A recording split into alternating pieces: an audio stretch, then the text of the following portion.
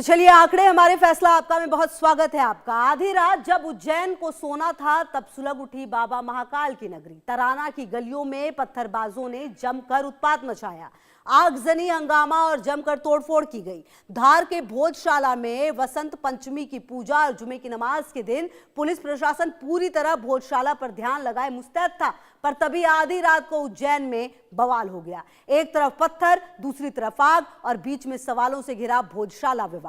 महाकाल की शांति पर किसने डाली ये आग? आज हम आंकड़े हमारे फैसला आपका में पत्थरबाजों के पक्के इलाज पर बात करेंगे कि कैसे महाकाल की नगरी में बवाल हो गया। लेकिन इससे पहले आपको कुछ चीजें हैं जो जाननी चाहिए। जी हां, आखिरकार आपको हम ये बताने वाले हैं कि भोजशाला पर जो ध्यान है वो रहा, उज्जैन में ही बवाल हो गया। जी हां, सुलग उठी बाबा महाकाल की नगरी। महाकाल की नगरी में भारी बवाल हुआ। उज्जैन में आधी रात में हिंसा भड़क गई। तराना में पत्थरबाजों ने उत्पात मचाया, आगजनी, हंगामा और जमकर तोड़फोड़ करते नजर आए। और कुल मिलाकर जो स्थिति है वो वहां पर काफी खराब नजर आई। और जो हंगामा हुआ, जो तोड़फोड़ हुई, उसमें कई सारी बसें थी जिसको आग लगा दी गई। कहा तो यह भी जा रहा है कि एक दवाई की दुकान में भी आग लगा दी गई। हालांकि अब इस पूरे मामले में जो पुलिस है वो सक्रिय नजर आ रही है। पुलिस की तरफ से लगातार जो उपद्रवी हैं उन्हें पकड़ा जा रहा है। तो आपको बता दें कि आधी रात उज्जैन में जब उपद्रवियों ने बवाल खड़ा कर दिया, तब तराना में लोगों को सोना था। उस वक्त वहां उपद्रवियों का शोर हो रहा था। तो आज आग की लपटें आसमान को चीर रही थी और धुएं के बीच पत्थरबाज सड़कों पर कानून को खुली चुनौती दे रहे थे। जहां जमकर पत्थरबाजी, हंगामा और तोड़फोड़ होते हुए सबने देखा। और आपको बता दें कि जब पत्थरबाजी हुई, हंगामा और तोड़फोड़ हुई, तो उपद्रवियों ने बस को आग के हवाले कर दिया। देखते ही देखते धू धू कर जलती बस राख में तब्दील हो गई। अब आपको 6 तस्वीरें दिखाएंगे और उन तस्वीरों को देखकर आप समझिएगा कि किस तरह की स्थिति जो है वो आधी रात को नजर आई है। ये 6 तस्वीरें हैं आपके टीवी स्क्रीन पर जो आप देख पा रहे हैं। आधी रात में देखिए कैसे भारी बवाल हुआ। रास्ते को लेकर ये बवाल किस तरीके से तोड़फोड़ और हंगामे में बदल गया। उपद्रवियों ने पत्थरबाजी भी की है, जी हाँ, और बस में आग लगा दी है। धू धू कर जलती हुई बस नजर आएगी आपको और बस जलकर राख हो गई, खत्म हो गई। ये तस्वीरें तस्दीक कर रही हैं कि किस तरीके से एक मामूली सी बहस जो है उसको सांप्रदायिक हिंसा में बदलने की कोशिश की गई। तो आखिरकार ये किसकी कोशिश थी? आखिरकार कौन नहीं चाहता कि हर जगह पर शांति हो? ये अपने आप में बड़ा सवाल है। और महाकाल की नगरी में आधी रात को तोड़फोड़ और बवाल मचाने की कोशिश की गई। अब आपको यह भी समझाते हैं कि आखिरकार क्या कुछ हुआ है उज्जैन में, जिसके बाद ये जो बवाल है वो यहां पर देखने को मिला है। तो आप ऐसे समझिए कि ये 6 तस्वीरें जो है वो भी एक तरह से बता रही है कि कैसे ये पूरा मामला जो है वो धीरे धीरे आगे बढ़ा, कैसे छोटी सी चीज को इतना ज्यादा बवाल में बदल दिया गया कि आप देखिए किस तरह से बस में आग लगा दी गई। आग में पूरी तरह से ये बस जलती हुई नजर आई और उसके बाद बचा क्या? तो सिर्फ एक ढांचा। कुल मिलाकर ये तस्वीरें तस्दीक कर रही है। ये 2 तस्वीरें हैं। अब देखिए भोजशाला जो यहाँ पर, क्योंकि सुप्रीम कोर्ट ने आदेश दिया था, आप समझिए, सुप्रीम कोर्ट ने कहा था कि यहाँ पर सुबह से लेकर शाम तक पूजा होगी, लेकिन बीच में जो समय है 1 से 3 बजे तक का, तब आप जुमे की नमाज भी अदा कर सकते हैं। मतलब गंगा जमुनी तहजीब जो है वो बनाने की, बिठाने की पूरी कोशिश हुई भोजशाला पर। लेकिन क्योंकि यहाँ पर काफी विवाद हो सकता था, इसलिए पुलिस प्रशासन का ध्यान इस पर था। इसी बीच उज्जैन में क्या इसी बात का फायदा उठाया गया और भारी बवाल जो है मचाने की कोशिश की गई?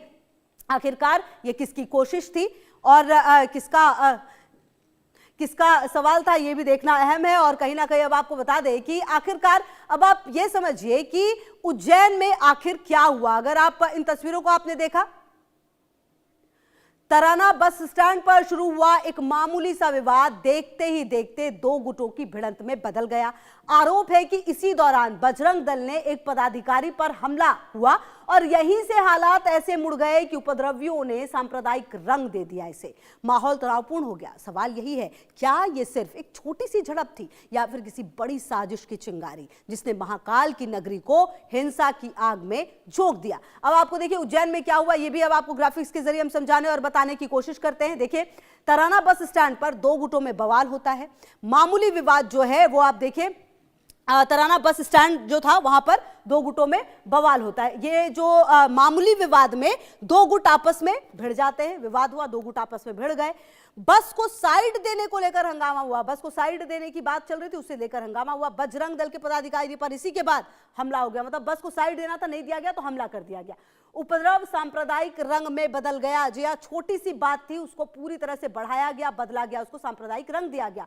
तनावपूर्ण स्थिति हुई। घटना के बाद, बवाल के बाद थाने का घेराव भी कर लिया गया। जी हां, और दुकानों और गाड़ियों पर तोड़फोड़ की गई।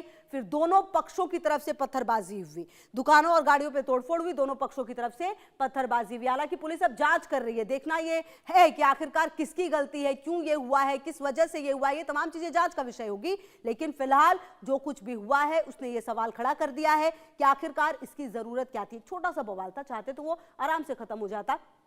तो अब देखिए, जो बवाल आधी रात में शुरू हुआ था वो शुक्रवार दोपहर फिर तनाव में बदला। नमाज के बाद बस स्टैंड क्षेत्र में दो समुदाय आमने सामने आ गए। मारपीट, पथराव और फिर एक बस में आग लगा दी गई, जिससे बस जलकर राख हो गई। वहीं हमारे संवाददाता ने घटनास्थल पर पहुंचकर मौके का जायजा भी लिया है, वो भी आपको दिखा देते हैं। शुक्रवार का दिन था, सुबह मालूम पड़ी थी कि गाड़ियां फोड़ दी है रात में 5-7। तो जब जो होना था वो तो हो ही गया, कोई वापसी तो होएगा नहीं श्रीमान। फिर हमने आके अभी नमाज पढ़ के देखी कि कुछ लोग आग लगा रहे हैं यहाँ की जी। अब जिसका झगड़ा है उसको गिरफ्तार करे, कुछ भी करे, जो दोषी है उसको सजा दे। बस वालों की क्या गलती है इसमें? जो बस वालों को नुकसान कर रहे हैं, ना प्रशासन ध्यान दे रहा है। तो 2026 की शुरुआत सिर्फ 23 दिन और देश की सड़कों पर बार बार वही तस्वीर। जी हां, जलती आग, उड़ता धुआं और बरसते पत्थर। कहीं धार्मिक आस्था के बीच हमला, कहीं कानून के सामने चुनौती, कहीं मंदिर से लेकर थाने तक तनाव की आंच। हर कुछ दिनों में एक नई जगह, एक नया बहाना, लेकिन तरीका वही, पत्थरबाजी। सवाल ये नहीं कि कहां क्या हुआ, सवाल ये है कि इतने कम वक्त में इतनी घटनाओं का होना क्या महज इत्तेफाक है या फिर आग की ये लपटें किसी बड़े पैटर्न की ओर इशारा कर रही है। जी, अब आपको ग्राफिक्स के जरिए समझाने की हम कोशिश करते हैं कि आखिरकार अब देखिए, अगर साल 2026 की आप बात करें तो देखिए 23 दिन और जमकर पत्थरबाजी। अब आप देखिए, 5 जनवरी 2026 बेंगलुरु कर्नाटक देवी रथ यात्रा पर पत्थरबाजी। 7 जनवरी को दिल्ली तुर्कमान गेट अतिक्रमण, याद होगा आपको। चोमू जयपुर राजस्थान अतिक्रमण हटाने पर पुलिस का पर पथराव हुआ 8 जनवरी को। 17 जनवरी को दुमका झारखंड में मंदिर नवीनीकरण में पत्थर चल गए थे, 17 जनवरी को ही।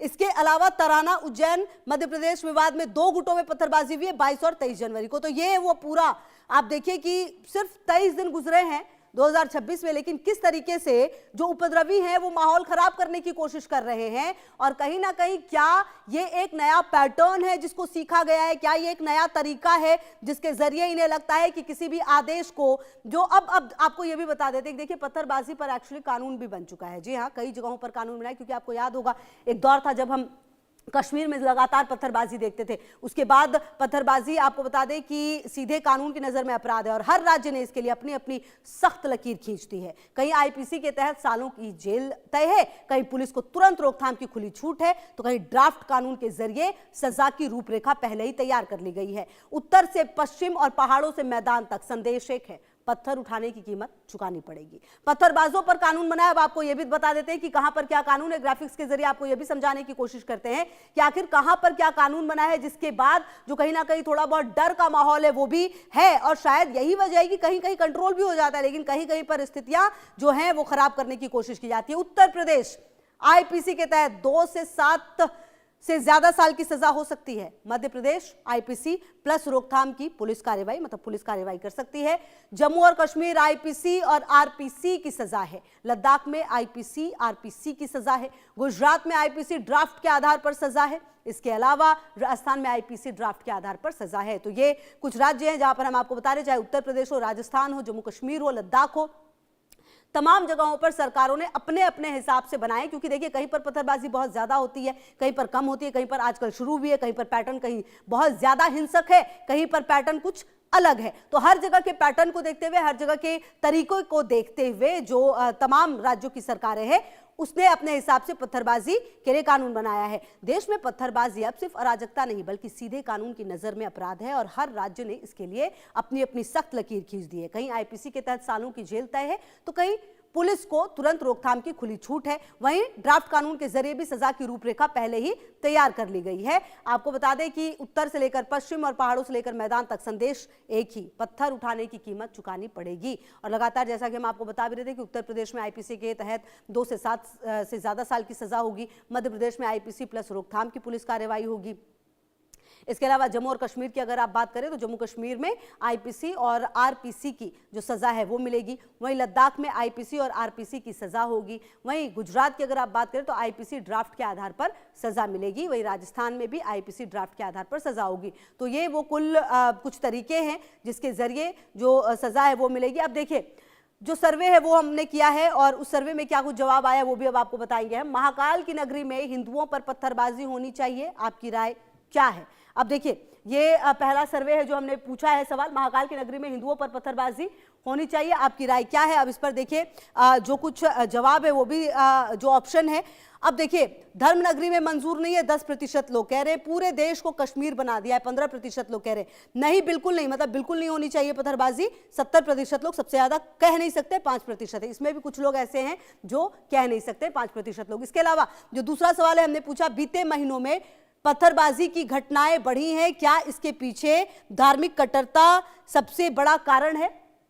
अब आपको बता दें कि इस पे देखिए जो हाँ धार्मिक उकसावे का नतीजा 30% लोग कह रहे हैं, राजनीति भी जिम्मेदार है 21% लोग राजनीति को जिम्मेदार मानते हैं, ये कानून व्यवस्था की नाकामी है 45%, सबसे ज्यादा 45% लोग मानते हैं कि ये कानून व्यवस्था की नाकामी है, कह नहीं सकते 4% लोग ये मानते हैं कि कह नहीं सकते। इसके अलावा आप देखिए तीसरा सवाल क्या है, क्या पत्थरबाजी जैसे मामलों में एक ही तरह का पैटर्न किसी बड़े साजिश की ओर इशारा कर रहा है? तो अब इसके देखिए ऑप्शन जो है ये सामने है आपके। अब इसमें देखिए क्या कुछ कहा जा रहा है, हाँ साजिश हो सकती है 51% लोग मानते हैं, गुस्से की वजह से ऐसा होता है 18% लोग ये मानते हैं, इस्लामोफोबिया की वजह से 16% लोग ये भी मानते हैं, कह नहीं सकते 4%, मतलब सबसे ज्यादा लोग मानते हैं कि हाँ साजिश हो सकती है। इसके अलावा जो अगला सवाल है सर्वे का वो हमने पूछा, क्या देश में बढ़ती पत्थरबाजी हिंदू वर्सेस मुस्लिम नैरेटिव को और गहरा कर रही है? अब देखिए इसमें ये ऑप्शंस थे। अब देखिए जो पहला ऑप्शन है हाँ समाज बट रहा है, 25% लोग ये मानते हैं कि हाँ समाज बट रहा है, सोशल मीडिया वजह है, 13% लोग सोशल मीडिया को भी वजह मानते हैं, आम लोग शांति चाहते हैं, 45% लोग मानते हैं कि आम जो जनता है वो शांति चाहती है, चुनावी फायदे के लिए नैरेटिव है, 17% इस पर भी है जो चुनावी फायदे के लिए नैरेटिव। अब देखिए आखिरी जो सर्वे जो सवाल हमने किया वो सवाल, पत्थरबाजों को कड़ी से कड़ी सजा मिलनी चाहिए ताकि पत्थर उठाने से पहले 100 बार सोचे। अब देखिए ये ऑप्शन है कि सजा मिलनी चाहिए, हाँ कड़ी सजा मिलनी चाहिए, 93% लोग ये कह रहे हैं कि हाँ सजा कड़ी मिलनी चाहिए, मतलब एक बहुत बड़ा वर्ग है जो ये मानता है कि हाँ सजा मिलनी चाहिए। नहीं 7% लोग ये भी हैं जो कहते हैं कि नहीं, लेकिन हाँ देखिए इसमें कह नहीं सकते में सुन, मतलब इसमें बिल्कुल क्लियर है कि हाँ मिलनी चाहिए सजा, नहीं मिलनी चाहिए सजा। तो कुल मिलाकर ये जो सर्वे है वो बहुत सारी तस्वीर जो है वो साफ कर रहा है। सर्वे ये बताता है कि कहीं ना कहीं राजनीति के लिए भी इस तरह की चीजें की जाती हैं, अपने फायदे के लिए की जाती हैं, कानून व्यवस्था ठीक नहीं है इसलिए होती है, कहीं ना कहीं डर बहुत जरूरी है। तो कुल मिलाकर ये जो पूरा मामला जब सामने आ गया है और जिस तरह से तस्वीर सामने आई है, जिस तरफ से आंकड़े सामने आए हैं, ये पता चलता है कि आने वाले दिनों में बहुत ज्यादा सख्त होने की और जरूरत है ताकि ये जो पत्थरबाजी है वो बिल्कुल रुके। क्योंकि देखिए ये देश कानून से चलेगा, ये देश व्यवस्था से चलेगा, ये देश पत्थर से ना कभी चला था ना कभी चलेगा, और अगर पत्थरबाजी होगी तो उसका इलाज भी होगा। क्योंकि आपको याद हो जम्मू कश्मीर में किस तरह से पहले पत्थरबाजी होती थी, लेकिन अब उसको पूरी तरह से कंट्रोल किया गया है। तो कुल मिलाकर अब वही जरूरत है और कहीं ना कहीं जो स्थितियां हैं वो ये बता रही हैं कि हालात जो हैं वो खराब होने से पहले ही ठीक कर लिए जाएं। कम से कम फिलहाल की जो परिस्थितियां हैं वो यही बता रही हैं। और ये जो तमाम सर्वे हैं वो इस ओर में इशारा करते हैं कि जो स्थितियां और परिस्थितियां उज्जैन में लाने की कोशिश की गई वो कहीं से भी जरूरत नहीं थी। तो चलिए मेरे साथ अब इसी मसले पर बातचीत करने के लिए यतिमा चेतानंद सरस्वती हिंदू धर्मगुरु जुड़ गई, बहुत स्वागत है। सूफी सैफुल्लाह कादरी जी मुस्लिम स्कॉलर, बहुत स्वागत है आपका भी। आजम हफीज खान साहब मुस्लिम स्कॉलर, बहुत बहुत स्वागत है आपका भी। तो सबसे पहला मेरा सवाल आप ही से है सरस्वती जी, जो ये हुआ है उज्जैन में, इसको आप कैसे देखते हैं? और पिछले सिर्फ अगर आप इस साल की शुरुआत से देख लें, 2026 की शुरुआत से, हम एक आंकड़ा भी दिखा रहे थे अपने दर्शकों को कि कहां पर क्या क्या हुआ है, किस किस तारीख को हुआ है, क्या लगता है आपको ऐसी बढ़ती घटनाएं क्या आने वाले समय में कुछ बड़ा होने वाला है उसकी तरफ चिता रहा है?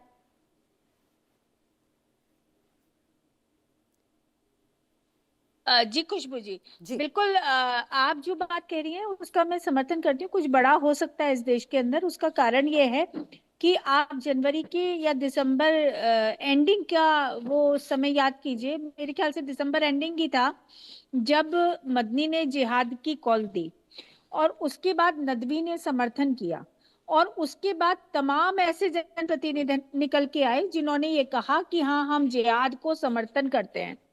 ये उसी की रूपरेखा तैयार हो रही है। आप अगर हिंदुओं के पक्ष में कोई भी निर्णय देंगे या हिंदुओं की जो आस्थाएं हैं उनका अगर सरकारें ध्यान रखेंगी तो इस तरीके की हिंसाएं, ये सरकार को चेताने का प्रयास है कि अगर आप हिंदुओं का सनातन के पक्ष में कोई भी निर्णय देते हैं तो इस तरीके की हिंसा को आपको देखना पड़ेगा। आप बरेली देख लीजिए, आप संभल देख लीजिए, न्यायिक सर्वे हुआ, न्यायिक सर्वे में किस तरीके से घेर कर मारने का प्रयास किया गया प्रशासन को, भीड़ ने नारे लगाए कि घेर कर मार दो। तो ये बिल्कुल जिहाद का पैटर्न है। और कितना भी कानून सख्त हो, ठीक है, कानून अपना काम कर रहा है, लेकिन फैक्ट ये है कि ये डायरेक्ट जिहाद की कॉल है और ये प्रयास किया जा रहा है इस देश में डायरेक्ट एक्शन डे को लाने का। ठीक है, मैं आती हूँ आपके पास। अच्छा, मेरे साथ सूफी सैफुल्लाह साहब भी हैं। कादरी साहब, ये जो कुछ भी हुआ है, सबसे पहले तो ये बताइए जो संभल में हुआ उसको आप कैसे देखते हैं और क्या दिन ब दिन ये इस तरह की घटनाओं के बढ़ने के पीछे वजह क्या है? सबसे पहले मिश्रा जी, खुशबू मिश्रा जी, आपको मैं बताऊं, ये संभल की घटना पे चर्चा के लिए मुझे नहीं बुलाया गया है। ये उज्जैन की घटना की पे जो है उसके चर्चा के लिए मुझे इनवाइट किया गया है। तो हम लोग उज्जैन को ही फोकस करेंगे। तो उज्जैन का जो मसला है, अपनी बात की शुरुआत मैं यहाँ से करना चाहूंगा कि हर पत्थर को मजहब मत कहो, हर पत्थर को मजहब का नाम मत दो। कुछ पत्थर सियासत भी फेंकती है, कुछ पत्थर सियासत भी फेंकती है। तो खुशबू मनोरमा मिश्रा जी, जो उज्जैन की जो घटना हुई है, हमें जो रिपोर्ट दी गई है उसके अनुसार किसी हिंदू की हत्या कर दी गई, जैसा कि मेरे पास रिपोर्ट अभी आई है। तो जो हत्या का आरोपी है उसकी गिरफ्तारी होनी चाहिए और गिरफ्तारी होने के साथ साथ जो भी प्रशासनिक कार्रवाई है प्रशासन संज्ञान में ले और उस पर कार्रवाई करे। लेकिन हमने ये भी सुना, जो रिपोर्ट आपकी तरफ से मेरे पास आई है, कि किसी संगठन के लोगों ने भारी संख्या में बसों को जला दिया। बसों को जला दिया, तो बसों को जलाने का जो मामला है, ये भीड़ तंत्र को किसने हक दिया कि किसी के हत्या के खिलाफ वो उग्र प्रदर्शन करे? और उग्र प्रदर्शन के साथ साथ वो सरकारी संपत्ति हो या प्राइवेट संपत्ति हो, चाहे सरकारी संपत्ति वो भी देश की संपत्ति है और चाहे प्राइवेट संपत्ति वो भी देश की ही संपत्ति है। सभी लोग मिलजुल कर मेहनत करते हैं अपने देश को। अच्छा सूफी सैफुल्लाह साहब, आपने जब मैंने शुरुआत में आपसे सर सवाल किया कि इस तरह की घटनाएं क्यों देश में बढ़ी, तो आपने मुझे सीधा सीधा ये कह दिया कि हमें उज्जैन की घटना पर ही बात करने के लिए बुलाया गया। लेकिन सर ऐसा एक्चुअली नहीं होता। जब कोई घटना होती है तो उसके संदर्भ में आगे और पीछे की घटनाओं का भी जिक्र होता है। ये बहुत ही बेसिक सी चीज है। लेकिन आप जो ये बात कह रहे हैं कि एक विशेष वर्ग ने चलिए जलाए, ये बिल्कुल गलत कह रहे हैं। कानून व्यवस्था किसी को हाथ में लेने का हक नहीं है। लेकिन मेरा सवाल फिर वही है, जब भी इस तरह की घटना होती है, अभी हम दिल्ली के तुर्कमान गेट में देखा, हमने राजस्थान में हमने देखा, आखिरकार कानून व्यवस्था भी तो कुछ चीज है ना। ये बात हर वर्ग हर संप्रदाय को समझना पड़ेगा। यही तो मैं बोल रहा हूं मैम। हाँ। ये जो पत्थर वाला जो मसला है, जो आप पत्थरबाजी वाली बात करते हैं, यहाँ पे आपको स्टार्टिंग में ही मैंने बोल दिया मैम कि हर पत्थर को मजहब मत दो, हर पत्थर को मजहब का नाम मत दो। कुछ पत्थर सियासत भी फेंकती है। ठीक है। तो आज जो स्क्रिप्ट जो तैयार हो रही है मैम, अक्सर वो बेचता, देखिए, चाहे उज्जैन के निवासी हो, चाहे वो भारतीय हो, भारत के किसी भी शहर प्रदेश के निवासी हो, हर निवासी जो है वो शांति चाहता है। वो किसी भी संत, ठीक है, मैं आती हूँ सर आपके पास। अब जरा मैं एक रिएक्शन आजम साहब का ले लूं। आजम साहब, ये जो पूरी घटना हुई है इसको कैसे आप देख रहे हैं? और कहीं आ रही हूँ मैम, आ रही हूँ, एक रिएक्शन मैं इनका ले लूं, फिर मैं आपके पास आती हूँ। मैं आ रही हूँ। देखिए, ये देश संविधान से चलने वाला देश है।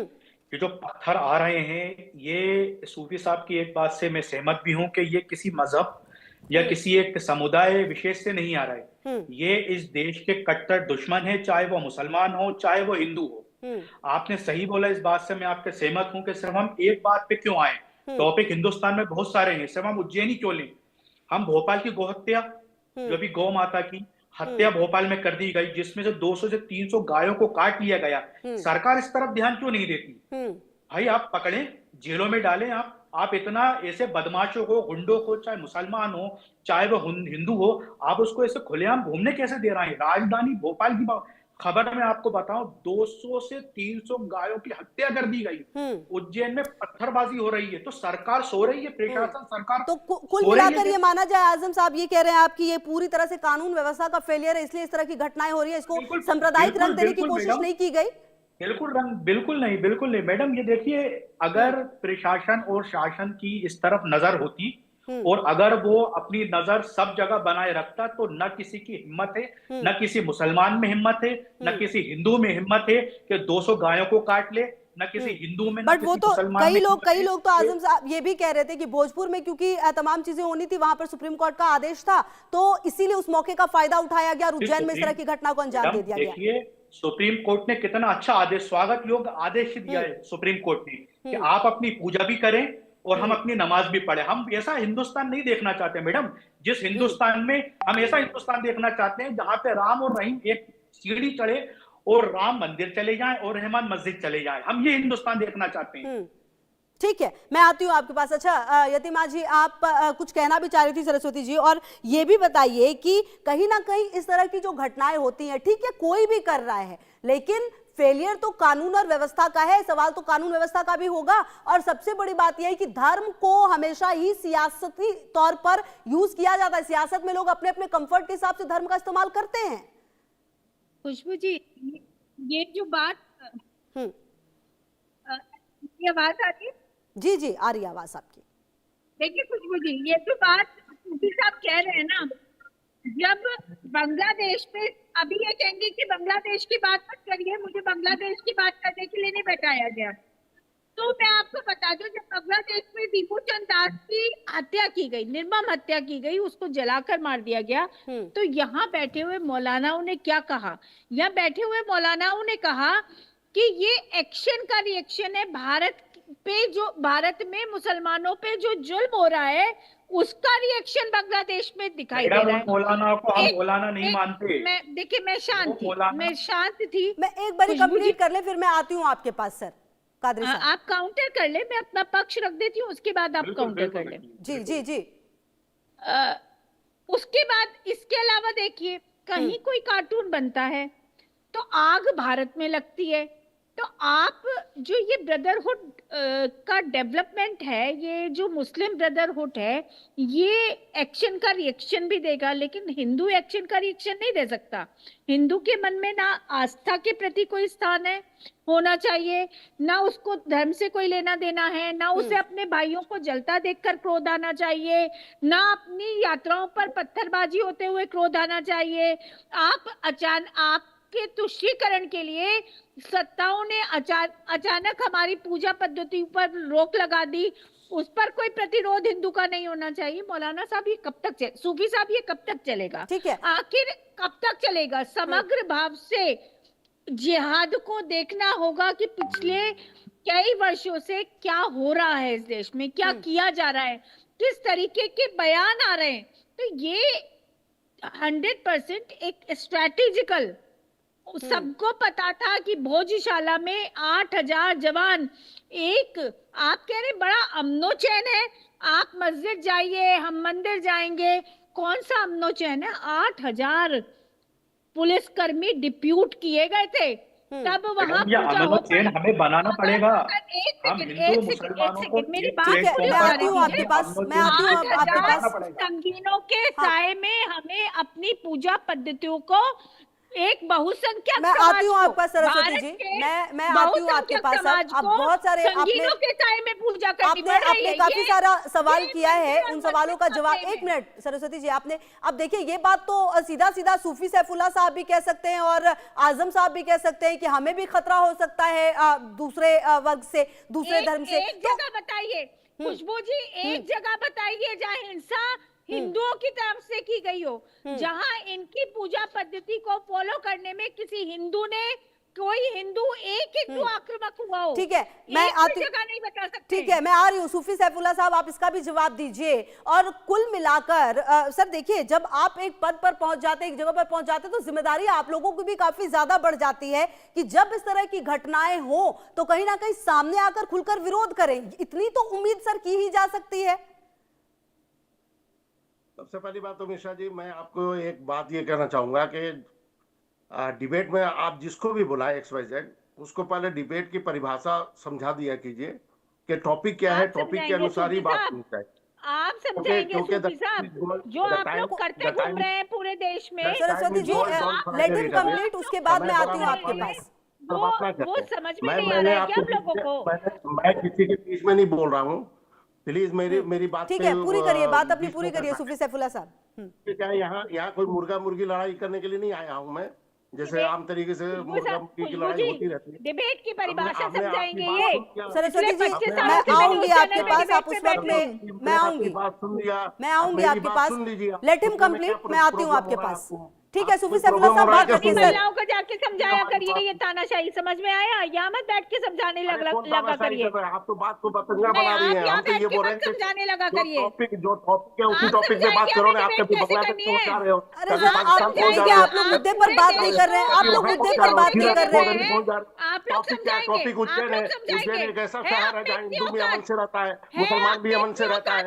वो महाकाल की नगरी है, वो सूफी संतों की नगरी है, वो अच्छी नगरी है, वो प्यारी नगरी है।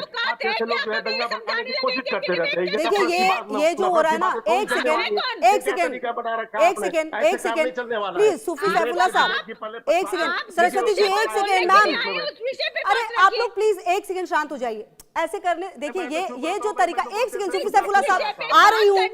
सरस्वती जी एक सेकेंड, सरस्वती जी एक सेकेंड, अरे ठीक है, एक सेकेंड सुनिए तो सही। ये जो हो रहा है ना, इससे सिर्फ और सिर्फ दर्शकों का समय खराब होता है। मैं ये कह रही हूँ कि अगर सरस्वती जी सुनिए, फिर आप लोग दोनों बोलने लगे। अरे कंप्लीट तो करने दीजिए, अरे कंप्लीट तो करने दीजिए। जब ठीक है, उन्होंने अगर ये बात कही तो मैं आपके पास आऊंगी ना, भरपूर मौका दूंगी, आप बात रखिएगा ना अपनी, ठीक है। और आपने कह दिया कि मुझे डिबेट का टॉपिक मत समझाइए, आपने अपनी बात रख दी, ये बहुत ही क्लियर है, ठीक है। आपके हिसाब से वो हो सकता है, दूसरे के हिसाब से वो हो सकता है, कोई बात नहीं। अब मुद्दे पर आते हैं, प्लीज एक बारी सूफी सैफुल्लाह साहब कंप्लीट करें, फिर मैं आ रही हूँ आपके पास जी।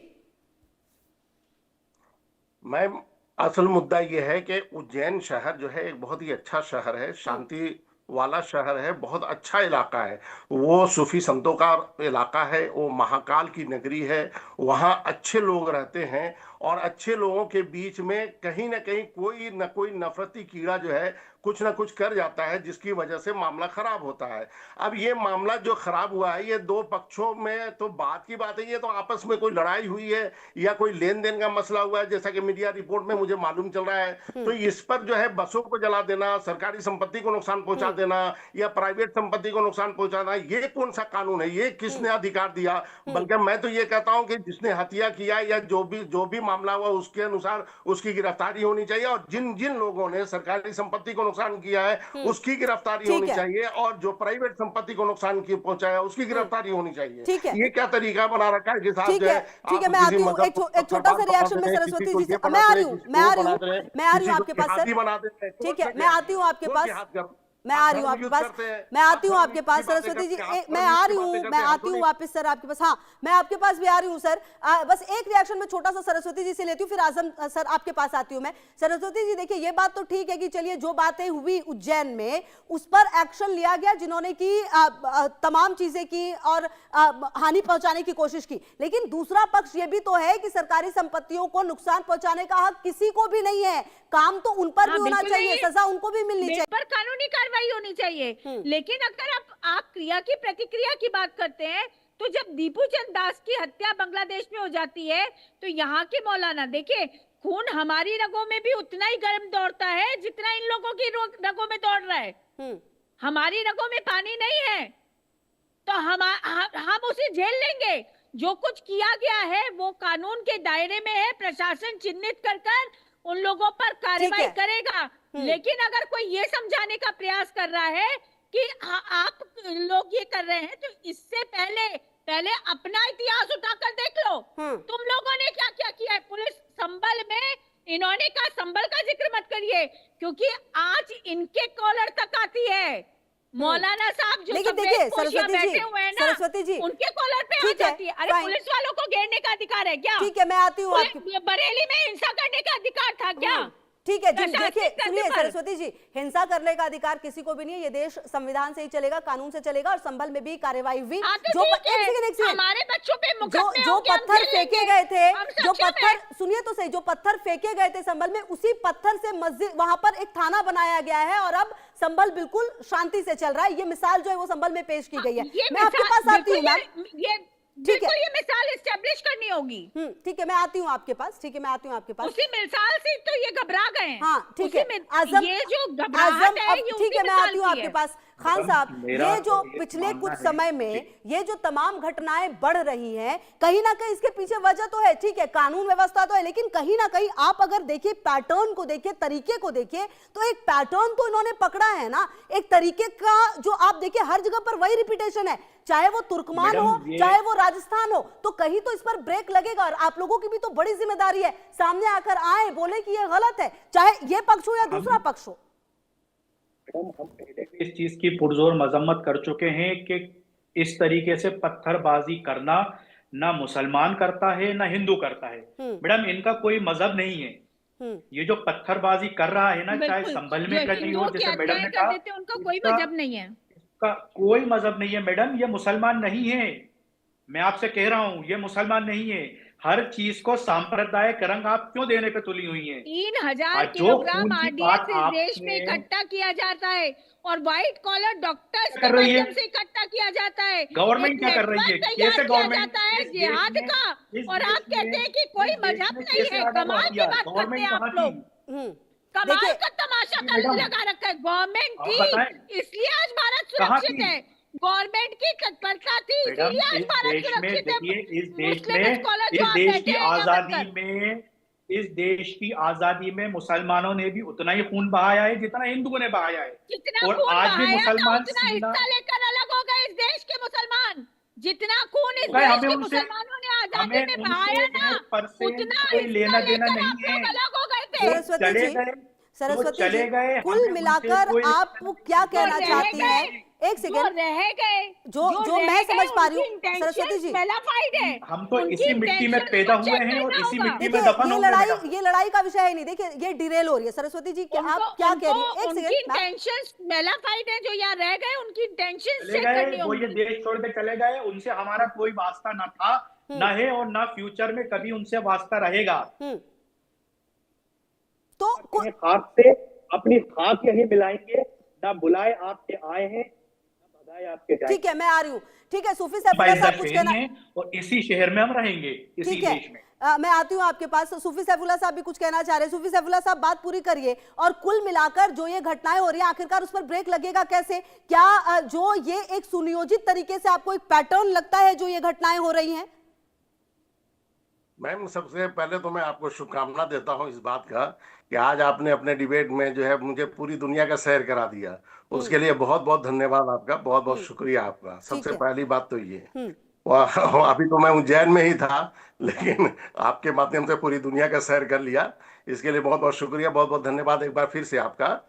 मैम देखिए, ऐसा है कि जब कोई बीच में बात होती है तो जो बोलता है उसको बोलने दिया जाए, उसके बाद ही किसी और को मौका दिया मैंने जाए। पूरी जैसे कोशिश अभी की है सर, आप अपनी बात पूरी करें। जी जी, मैं देख रहा हूँ मैं देख रहा हूँ मैं। जी। और मेरी आदत ये है कि मैं सबकी सुनता हूँ, थोड़ा बहुत ही बोलता हूँ, ठीक है। ज्यादा बोलने की आदत नहीं है, क्योंकि मैं कभी धर्म युद्ध की बात नहीं करता, कभी इसकी बात नहीं करता, कभी जिहादी की बात नहीं करता, मैं उसकी बात नहीं करता। लेकिन मैं एक बात तो कहना चाहूंगा, ये जो बार बार लोग जिहादी जिहादी हमें कहते हैं ना, तो आपको आपके माध्यम से ये मैं जुमला पेश कर रहा हूं, ये सेंटेंस पेश कर रहा हूं, इसको नोट कर लीजिएगा और इसको हर जगह पहुंचा दीजिएगा। मैं सैफुल्लाह कादरी आपके चैनल से ये कहना चाहता हूं कि मुझे जिहादी लोग कहते हैं, हाँ मैं जिहादी हूं, मुझे अपने जिहादी होने पर फख्र है, मैं गर्व से कहता हूं मैं जिहादी हूं। अब सुनिए क्यों? क्योंकि अगर हमारे पूर्वज जिहाद ना करते और जिहाद का फतवा ना देते तो 7 समंदर पार वाले तन के गोरे मन के काले अंग्रेजों को कोई माई का लाल नहीं भगा सकता था। ये मुस्लिम उलमा ने यानी मुस्लिम धर्म गुरुओं ने फतवा दिया जिहाद का, उसके बाद से सारे मुसलमान जिहाद के लिए निकल पड़े। हमें खुशी है कि लोग आज हमें खुलकर जिहादी कहते हैं, पहले लोग नहीं कहते थे। ठीक है, अब एक मिनट में मैं ठीक है, इसको नोट करने वाली बात है, चूंकि बहुत वो सुरेश चौहान के, फलान के, डेकान के, वो सब जो है हमें जिहादी जिहादी कहते रहते हैं। तो मैं आपको खुले तौर पे कहता हूँ, मुझे फर्क है, मैं गर्व से कहता हूँ मैं जिहादी बट था, आपके लिए तो सैफुल्लाह साहब जिहाद क्या मतलब, जिहादी लुटा दो और देश को बचा लो। हाँ। अपना सब कुछ लुटा दो लेकिन और अब तो अपने यहाँ देश पर को बचा उल्टा दो। चल रहा है, अब तो यहाँ पर उल्टा चल रहा है ना सैफुल्लाह साहब। आज जिहाद का मतलब मैं बोल रहा हूँ, मैं आज जिहाद का मतलब ये है कि जो नफरती सौदागरों ने देश में नफरतें बोना शुरू कर दिया है, उन नफरतों को खत्म करने के लिए एक बार फिर से हम सबको मिलकर जिहाद करना होगा। यानी जिसे हिंदी में धर्म युद्ध बोलते हैं, हमें धर्म युद्ध करना पड़ेगा। जिहाद का दूसरा जो शब्द होता है वो शाब्दिक होता है धर्म युद्ध। ये लोग अपने आप को धर्म, हर बात पे बोलते हैं हम धर्म युद्ध करेंगे, हम धर्म युद्ध करेंगे। भाई हम भी जिहाद करेंगे, जब तुम धर्म युद्ध करने को तैयार हो तो हम भी जिहाद करने के लिए तैयार है। इस बात को नोट कर लीजिएगा कि मैं गर्व से कहता हूं मैं जिहादी हूं। ठीक है सूफी सैफुल्लाह साहब, आपने कह तो दिया आप गर्व से कह रहे, लेकिन आप शायद ये भी समझना होगा कि जिहाद और जिहादी का मतलब शायद जो एक वर्ग है ना वो बहुत ही गलत तरीके से ले रहा है। आप कह रहे हैं ना कि देश को बचाने के लिए आप जिहादी बने, जिहाद आपको पसंद, लेकिन अब देश को मिटाने की साजिश होती है और खुला कहा जाता है। कई बार ऐसी तस्वीर सामने आती है, तो कुल मिलाकर वो डिफरेंस जो है उसको भी तो लाना पड़ेगा ना सामने। बहरहाल सरस्वती जी क्या धर्म युद्ध के नाम पे भी तो आप यतीन नरसिम्हा सरस्वती वगैरह का देख ले हैं, जितने भी धर्म युद्ध के नाम पर क्या हो रहा है, बताएं सूफी सैफुल्लाह साहब, धर्म युद्ध के नाम पर क्या हो रहा है? कभी इसको टारगेट कर रहे हैं, कभी उसको टारगेट कर रहे हैं, कभी इसको टारगेट कर रहे हैं।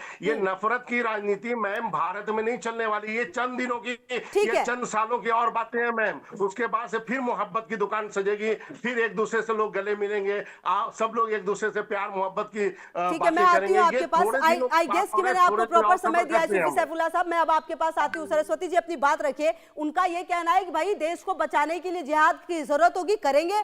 आप लोग भी धर्म युद्ध करते हैं, आप धर्म युद्ध करेंगे तो वो भी करेंगे।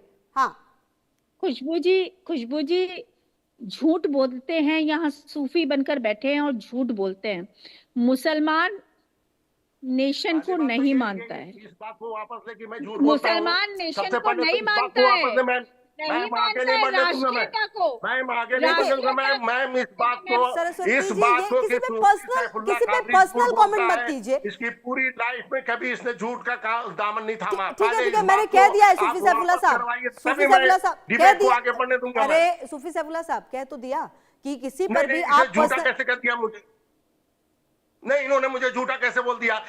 आज पूरी दुनिया देख रही है कि सूफी सैफुल्लाह कादरी को किसी महिला ने झूठा कैसे लेटर कंप्लीट, उसके बाद मैं पूछ लेती हूं ना क्यों बोला है। बता दे, मैं बताने का समय दूंगी। माफी मंगवाइए, सॉरी बुलवाइए, ताकि मैं इस डिबेट को आगे बढ़ने मंगवा नहीं सकते मौलाना साहब। मन में आएगा बोलूंगा, कादरी साहब ये संभव नहीं है, ये चेतनानंद सरस्वती है और इसके लिए संभव नहीं है।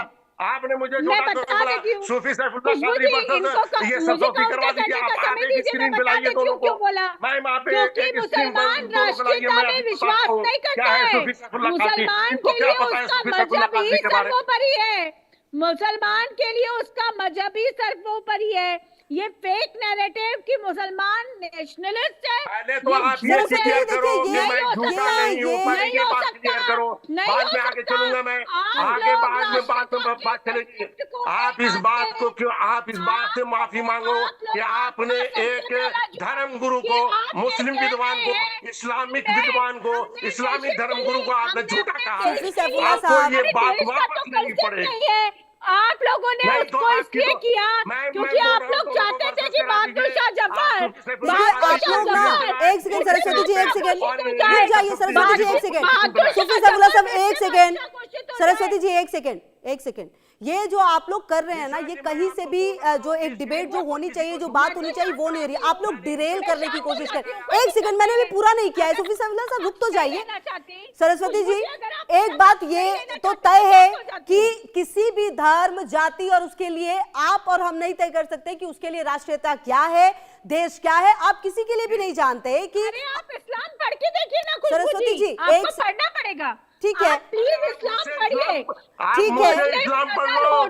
ठीक है, आपने कुल मिलाकर आप ये कह रही है कि आप जो बातें कह रही है वो आपने पूरा इस्लाम पढ़ लिया, उसके बाद कह रही है आप दोनों लगातार बोल रहे हैं। मैं ठीक है, देखिए आसिफ सरस्वती जी, मैं आ रही हूँ आपके पास, अब रुक जाइए आप प्लीज, एक सेकंड रुक जाइए। सैफुल्लाह साहब आप भी रुक जाइए, सरस्वती एक सेकंड, मैं आ रही हूँ। ठीक है, मैं आखिरी कमेंट उज्जैन की घटना और कहाँ ये पहुंच गई, ठीक है, चलिए ठीक है, मेरे पास इस विषय के लिए शायद इतना ही वक्त था, लेकिन आप लोगों ने आखिरी के जो कुछ मिनट्स थे उसको शायद फिर जो बेवजह की